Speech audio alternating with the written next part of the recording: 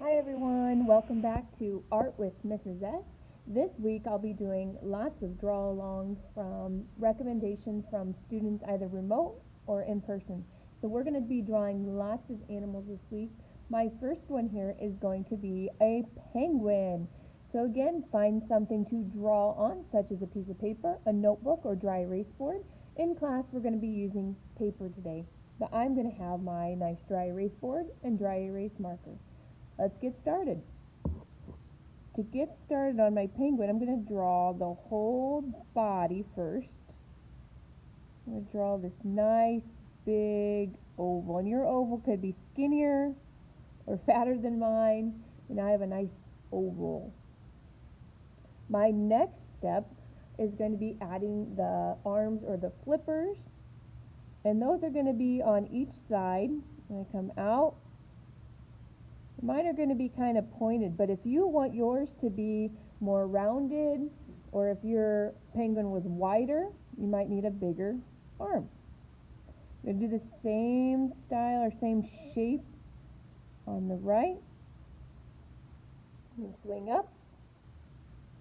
On the bottom, I'm going to create the flipper or the foot, and mine's just going to go out. If you wanted to add toes, or maybe your penguin's silly and wearing shoes, you can do that. And that same kind of triangular shape on the right. So now I just have an oval body, two arms, and two little penguin feet. The next thing I'm going to add are the penguin's eyeballs. So I'm going to come up just a little bit. It's going to look kind of like a Mr. Potato Head for a minute, and draw one circle. Leave a little space in the middle and draw your second circle. And however you'd like to draw the eyes, sometimes we draw another circle inside here. I'm going to make my eyeballs have that kind of white circular highlight. So I'm just drawing these little circles in here. And I have a marker, but if you want to wait until you color, I'm also going to kind of fill in around those little circles. If you're shading with pencil, you can do that, or like I said, wait until we get to the color part. Underneath those two eyeballs, I'm going to create kind of this, it looks like it's going to be a frowny Yoda. And then I'm going to make it look more triangular. Round top, come down, and yours could be wider or skinnier or longer to make that nose or that beak. And my penguin's going to have kind of this black area and this white area for the belly. So what I'm going to do, a little bit off to the side where I made that V shape for the nose or the beak, I'm going to start and curve around the eyeball like you would drawing an owl. Come down and then curve back up around the eyeball, kind of like I just gave my penguin a pair of binoculars. Where that little piece starts curving in, I'm going to do my next curved line, and I'm going to curve down to create that belly shape and stop right on the side before I get to those little feet. I want to do that same thing on the other side.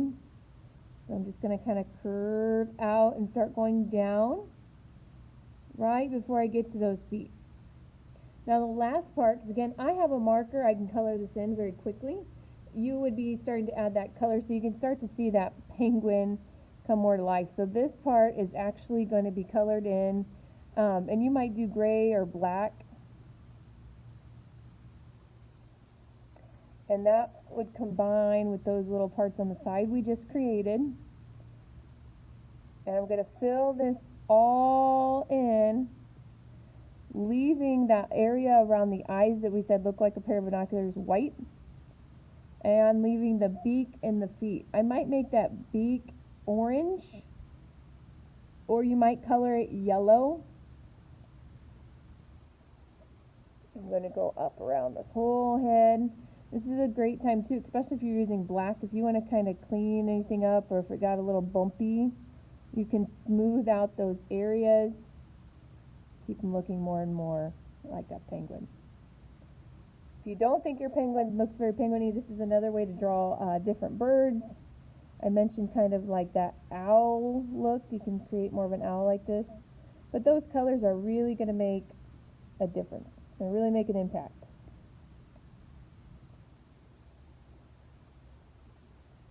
Still, I'm taking my time coloring heavy, solid, and dark. And the last part that's going to be colored in solid black would be this other flipper or fin or arm. Okay?